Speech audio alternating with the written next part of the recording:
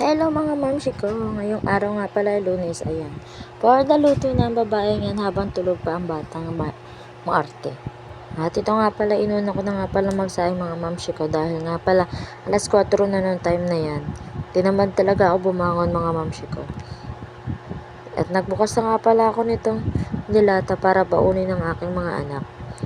Alam niyo naman, napaka-arte talaga ng mga batang yan kung anong gugustuhin kainin. Minsan talaga natitira pa nila yung pagkain nila.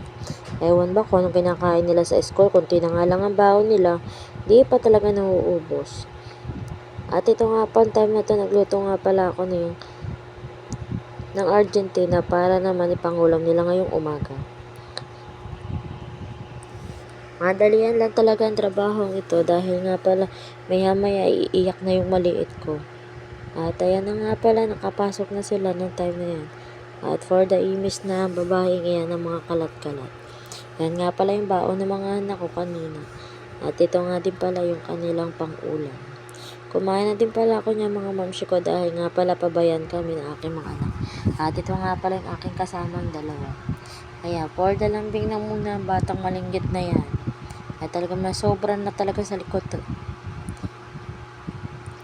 At tinangkit ko na nga pala dyan mga mamsi ko yung mga damit para laman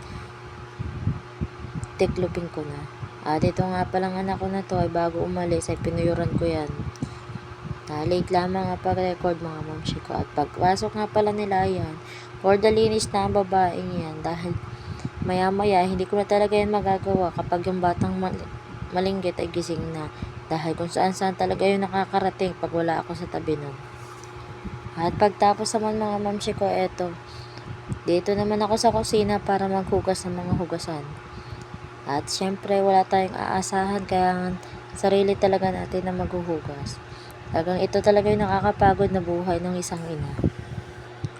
Mas magustuhin ko pa nga talaga mga mamsi ko ay nagtatrabaho sa company kesa nasa bahay lang. Pero no choice tayo mga mamsi ko dahil syempre unahin natin yung mga anak natin. Nalaki na din sila, kailangan din naman ng gabahin kahit isang magulang. Kaya kahit mahirap sa loob ko na mag-stay sa bahay, kailangan lang. At pinainom ko na nga pala ng vitamins tong batang to. At hindi lang talaga halata ako nisusuro sa batang iyan. Vitamins na lang nadusong pa sa kartihan. Ayun nga pala, tinimplahan ko ng juice yan na talagang masapilitan pa bago maubos ang juice na yan. At saka yung kanyang vitamins. Nagtiklop na rin ako dyan mga mamsi ko. Para mamaya wala nang gagawin. At ayan, for the bayan ng mga babaeng iyan.